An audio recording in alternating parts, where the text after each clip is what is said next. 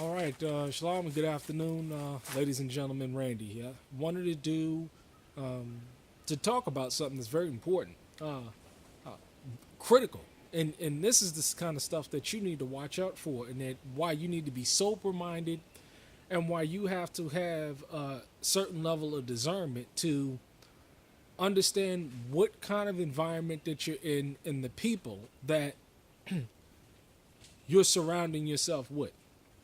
Give you an example and I'll entitle this video "To Die For versus To Kill For." Okay, the Messiah said that there's no greater love that you can have for a brother than to give your life for them, to actually lay down your life for your brother. And then we see this in the Acts of the Apostles. We see this all throughout about Scripture, how the 12 disciples, even though they carried swords and they had the ability to kill, they had the ability to kill for the Messiah, and they would have killed for the Messiah. However, the Messiah didn't roll like that, because he understood the purpose and meaning of why he was there, and it was to expose Satan's kingdom. And all of those, not only was the Messiah killed, clearly that we know, but all of the apostles, except for one, I think, he was tortured and put on the Isle of Patmos, and that was John the Revelator. But all of them were killed, and they died for the Messiah. They died for the word. And in a prior life, we see that one of the apostles, he was a killer of Hebrews before he transitioned over and received the Messiah. And when you're dealing with the spirit of someone who's willing to die for their brother, see, the brother that you soldier with, the brother that you fellowship with, community, you should have such a love for them that you're willing to lay down your life for them to save them. I would, if I was in a situation that I had to save my brother, I would do that, because that's what the Messiah would want, because that's what he said. Now let's deal with the concept of to kill. Now, I've heard men in the past. This was a couple of years ago. A man got up and said, "I'll kill for that man." And the first thing I thought was, okay. And then I heard, the situation that they were talking about. And personally, I didn't feel that was warranted, that person or that man would say that they would kill based on the circumstances. It just wasn't needed. It was one of those psychopathic cult type spirits that I saw, and it freaked the hell out of me, and the reason why it freaked the hell out of me is because if you're willing to kill for someone under a certain degree of circumstances, you are compromised. You are not acting in a sane fashion, and you need to be careful of the people that you associate with, and you need to watch out for people who talk like this, who talk that they're willing to kill for someone else. Is there a righteous reason to kill somebody? I would think, yeah. But you're not supposed to be aggressing towards somebody unless they aggress towards you. I mean, if someone is physically attacking me or breaks into my home, I have a right to take their life. I mean, I have a right to defend my family.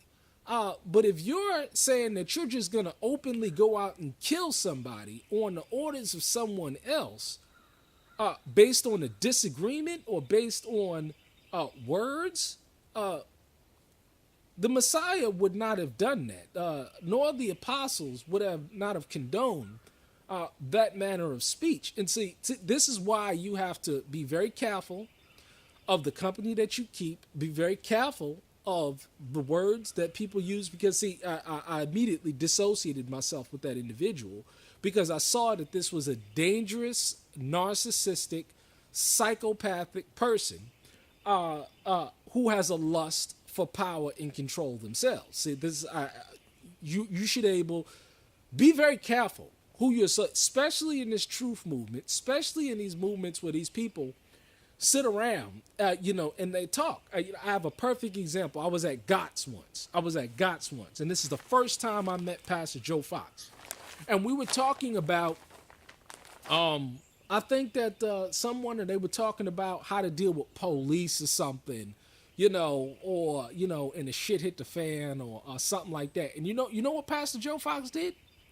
He got up and he removed himself from that conversation, because you don't know who's sitting around. You don't know who's hearing this shit. And because these camps, when they get large enough, they have been infiltrated. You better believe that the government is not only tapping your phones, watching YouTube videos, have government infiltrators in these camps. In these camps, paying people filthy lucre to report back to government in the snitch. And, this is why I understand. I didn't get it before, but now I get it now. Why Pastor Fox removed himself from that situation. He don't allow, see, you talk about any of these things, explosive, thermite, or anything, or he will shut your ass down real quick, fast, in a hurry, because you have to be wise. You have to be wise, because the United States government is not playing around. This system, this one world system, they're going to stamp out all residue of resistance. And the only tyrants that's allowed to kill are these people. And so you better be real careful who you associate with, the manner of speech, because you don't know who could be standing there and who could be watching. I got personal experiences out here of the feds coming in this land, of cops, they know who I am full well. And see, this is why. So I ain't got nothing to hide. I have absolutely nothing to hide. I'm not breaking any laws. If you run my background check on me, I'm spotless. I don't have so much as a traffic ticket. I have never broken any one of their laws. I've never done any time, especially the jobs that I've received or I've worked. I've never committed a crime punishable in their system ever.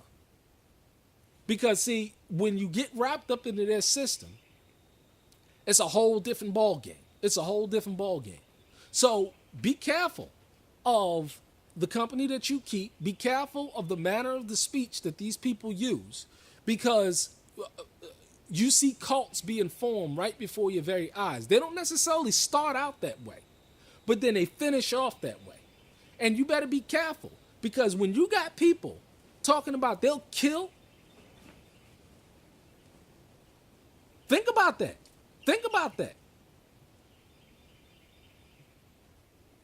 You could be in their sights. Be very careful.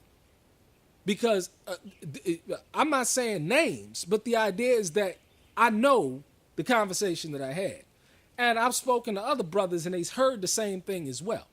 So you got to be very, very, very careful, because certain people, they're gone. And they'll honestly kill for another person and honestly think that they're doing y'all a service. They'll actually believe it.